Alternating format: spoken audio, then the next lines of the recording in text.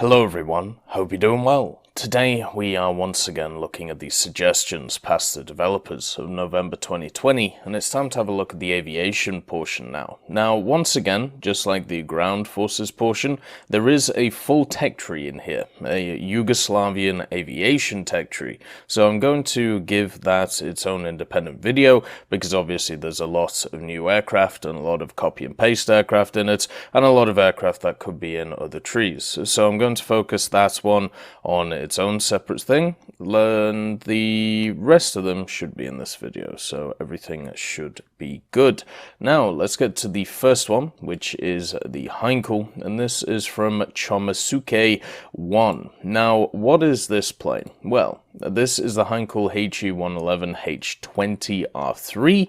Basically, this is one of the final variants of the Heinkel, which was made during the Second World War. It was one which had upgraded engines, it had upgraded armaments, it had upgraded payload, it pretty much had everything better than its predecessors. It was given the Yumo 213E engines, and as you can see in the picture, they have definitely a unique design. This gave it a lot more horsepower, a lot more power, therefore it would be a lot faster and would be able to get up to a maximum speed of nearly 480 kilometers an hour. Another one of the major upgrades of this thing is that they put MG131s all over it. So in the nose, in the dorsal, the rear gondola, and the sides, all of them had the MG131s. And then in the forward gondola, you had an MG81Z, which was around the place. Now, all of the bomb loads were carried externally on a rack, kind of similar to how you see the bomb loads carried on a lot of the on a lot of vehicles, very similar to how the BF-110s do them on the central rack in the middle, and it could carry up to 2,500 kilos worth of bombs, and also a bunch of different variations of it. So yeah, this could easily be another Heinkel which we add to the game. The Heinkels, at least in my opinion, are pretty fun aircraft, and this one would definitely add to that, being a little bit faster, a little bit higher bomb load, and also a little bit better in its protection. The next vehicle on offer is from Terric G2014, and we're going to be talking about a Tornado variant. And the Tornado variant which is on offer today is the ADV F3, and this is definitely a interesting variant of it. The way I would describe it is just more and more and more and more armament. So after the development of the standard Tornado IDF, which is obviously the interdictor strike aircraft, the air defense variant was dedicated for the air interception role. And obviously it included several modifications to it, improvements over the standard Tornado, and it had modified RB199 engines, which had better thrust output, and also Fox Hunter airborne intercept radar. It's also worth noting that the ADV is not a fighter and was never designed to be. It was a long-range interceptor aircraft with the air supremacy role in an idea for it. When it comes to it, it was a long-range interceptor aircraft, and the air supremacy role was filled by the Eurofighter Typhoon. At the time, this would serve more as a dedicated fighter in the game. The reason for the development of the ADV stemmed from the RAF requirements for a new interceptor to replace the aging Lightning Force, and as the other members of the Tornado project were not overly interested in an interceptor variant of the British, so the British proceeded alone basically as a sole project. So this would be one for, of course, the British tree. This meant that the actual modifications were not actually carried out by Panavia, but by BAE, who in 1976 were contracted to produce 3 prototype aircraft. And the first flight of these prototypes was taken place in the 27th of October 1979, and over its short service life, the ADV saw several improvements. One of them was the adaptation for the suppression of enemy air defense, or SEAD as it's known. And so overall, this thing would be kind of insane to have in the game right now, but definitely one to have a look for in the future. When we have a look at its armament, the main gun on this thing was a 27mm Mauser BK-27, had access to 180 rounds, and it had 10 hard points in total, 4 on the semi-recessed underfuselage, 2 on the underfuselage, and 4 on the wings as well. This could hold up to 9,000 kilos of payload, with the 2 inner wing pylons having shoulder launch rails for 2 short-range AAMs, or SRAMs each. It could also carry some sidewinders, ASRAMs, sky flashes and AMRAMs. It could carry pretty much anything you wanted it to when it came to its design, which is not too much of a surprise. And then also, because of those engines, it was able to go maximum speed of 2,338 kilometers an hour, meaning that this thing would be a pretty fast boy. The next vehicle, which is on our list, takes a slightly different route and is from Mikihoshi. This is the S2F1 Tracker, made by Grumman. And this vehicle, in its general ideas, would be one which would be in the Japanese tech tree, and would definitely fall in a very interesting area, at least when it comes to the game. So the Grumman S2F1 Tracker was operated by the Japanese Maritime Self-Defense Force, that is its link to Japan, and basically it was the first variant of a new generation of carrier-operated, dedicated anti-submarine warfare aircraft, and it was replacing the AF Guardian, which was in the naval service at the time. The aircraft was a twin-engine high-wing design, had asymmetrical weapons bay, and also required wing-folding mechanisms and a tail hook to be able to operate off US carriers, and the vehicle was powered by a pair of 1,525 horsepower Wright R1820 82WA radial engines, which, even though they were old at the time, had good fuel efficiency and worked out well for the aircraft. The aircraft itself was equipped with a smoke particle detector and also a direction finder, a surface search radar, and a magnetic anomaly detector, because obviously it was designed to be anti-submarine.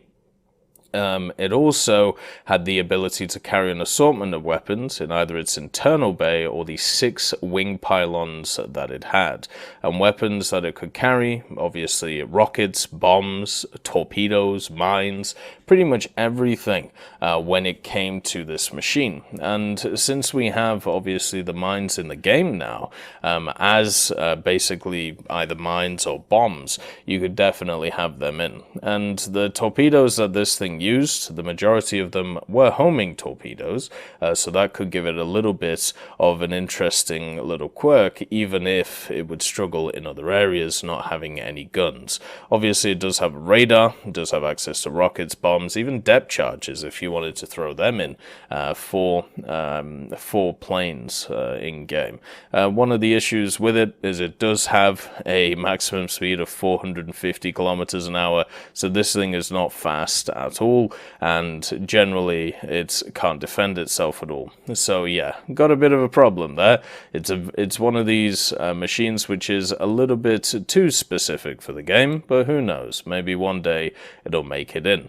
Then we move over to China, and this is from John Jiang, and this is talking about the J8. Now, the J8, as you can see, is a very interesting machine, and we're going to be talking about the J8 and the J8E when it comes to this. So, in July of 1963, at the technical report meeting of the 6th Research Institute of the Ministry of Defense in Guyufen from the Shenyang Aircraft Design Institute proposed a design report for a new fighter.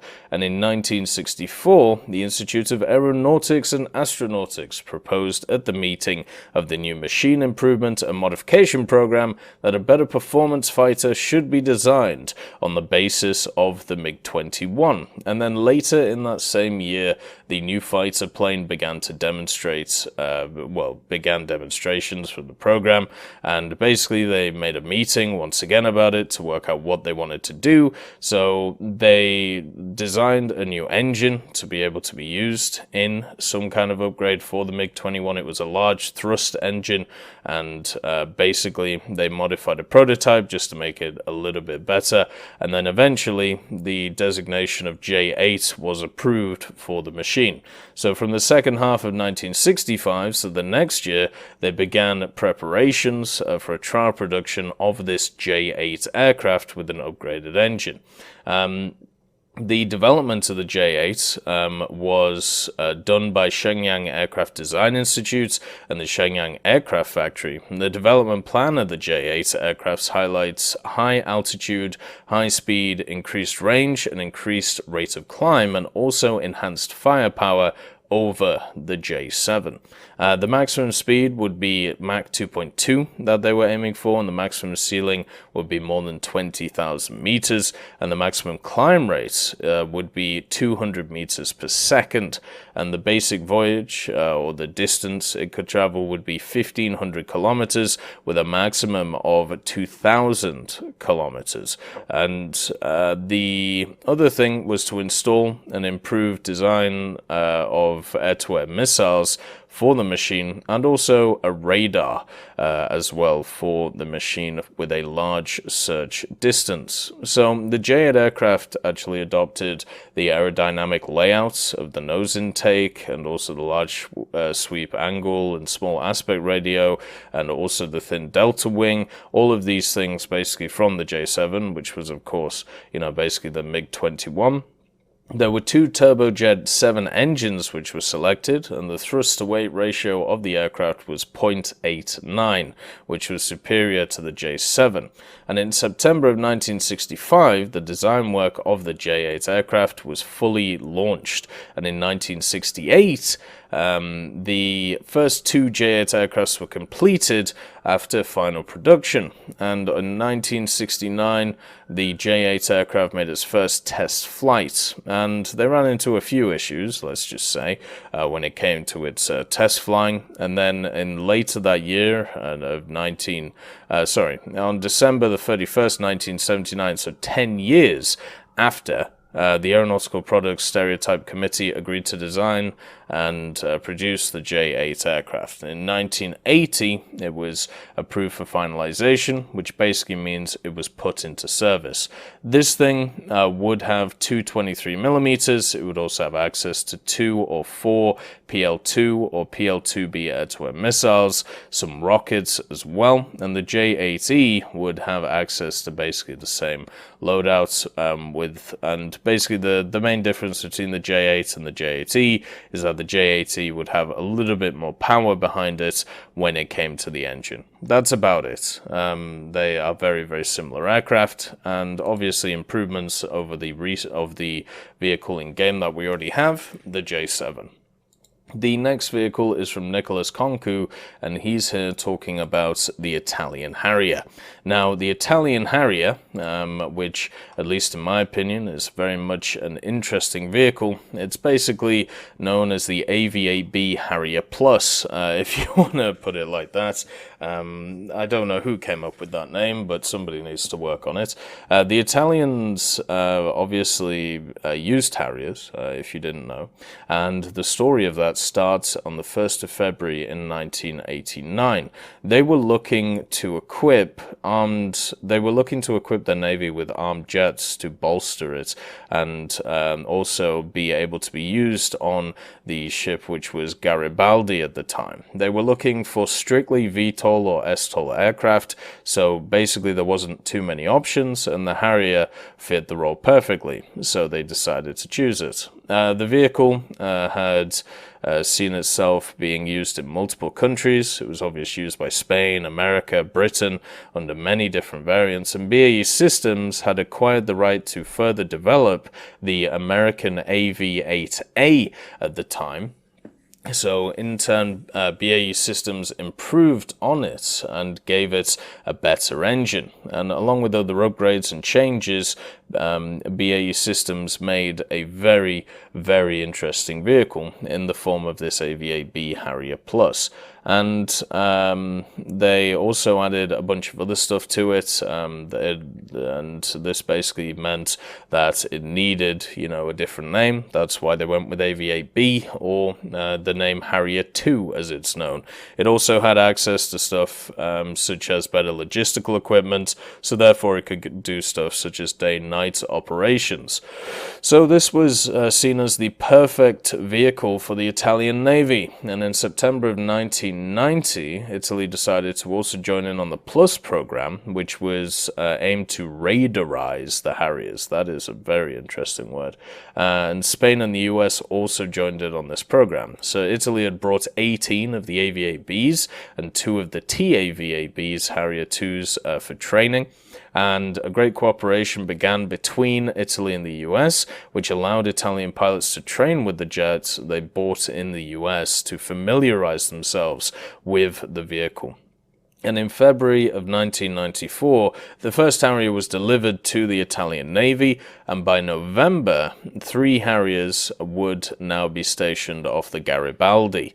And part of the acquisition also allowed Italy to build their own Harriers at the same time. And what they wanted to do is they wanted to be built from Alenia. And the weapon of choice that would be used on these Harriers would obviously be air-to-air missiles in the form of Hughes aimed 120B AMRAAMs, which would be obviously very accurate, great payload, and also would allow to shoot down potential targets that would attempt to attack the Navy.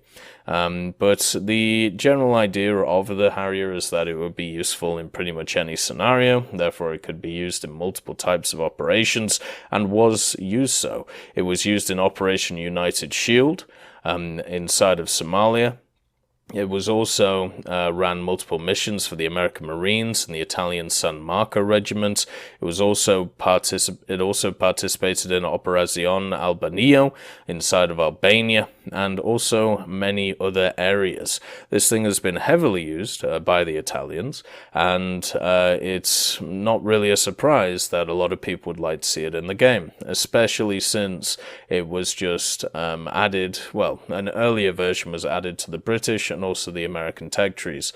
When we have a look at the weapons this thing could carry, it could carry the Hughes AIM 120B AMRAAM, the GAU 12A 25mm, AIM 9Ls, Mavericks, rockets, and also bombs, along with cluster bombs and everything else. Obviously, chaff and flares were available on this thing, night and thermal sights as well, and also electronic countermeasures, since it is quite a modern vehicle. The next vehicle on offer is the Aquilon, or the Aquilon, the SC-203, and this is from Fu Manchu, and this is talking about another French aircraft of not French origins. So I think last time, or the time before, we had the French Vampire.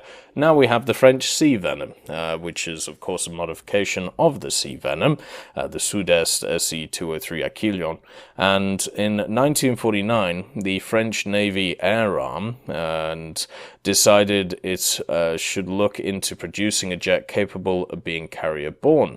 So to equip the new aircraft carriers that were being built at the time by their navy. And after several failures in the development of native designs, it was decided that a licensed production would be a more rational choice. So the French government acquired the license for the new British Sea Venom and sought to develop it further. The production of these aircraft was handed over to Société Nationale de Construction Aéronautique du Sud-Est, or SNCASE, which we've talked about in the past, and a first batch of license-built Sea Venoms was assembled using British-made parts. These were called the SE-20 Aquilon, and these there were 25 of these built.